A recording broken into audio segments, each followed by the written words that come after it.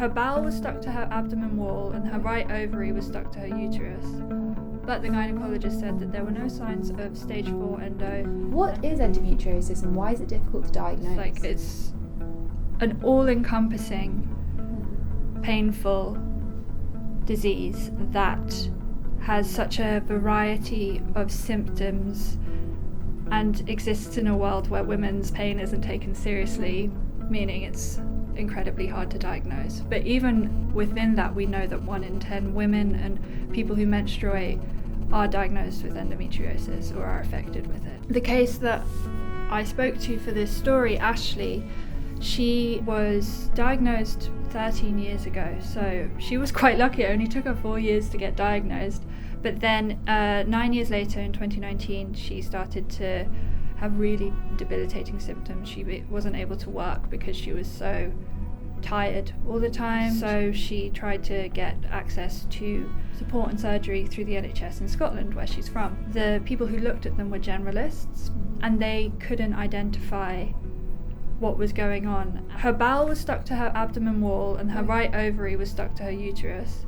But the gynecologist said that there were no signs of stage 4 endo, and so she ended up flying to Bucharest in Romania and had an operation. There was a nodule at her rectum and there was a nodule on the back of her womb, I believe, and they were nearly touching. You can get that surgery on the NHS, but because of all of these different rules in place for how you can access specialist centres, as well as waiting lines, as well as lack of funding and medical misogyny, all of these things coalesced and meant that she had to go abroad. What advice would you give to someone who's currently suffering from endometriosis?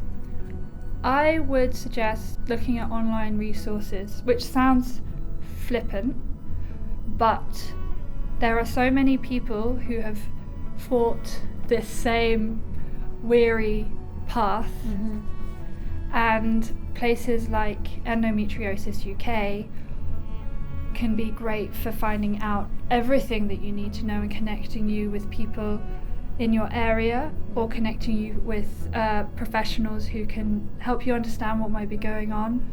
And I think the other thing that I've heard people with endometriosis talk about is needing to diarise their symptoms.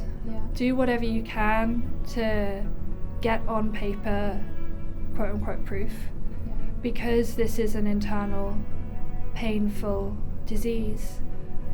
No one's going to be able to see it until they operate, and even then that's not guaranteed, but no one's going to have quote unquote proof until they operate, and you need to get to the operating table. So chronicle your pain, your periods, use the pain scale, and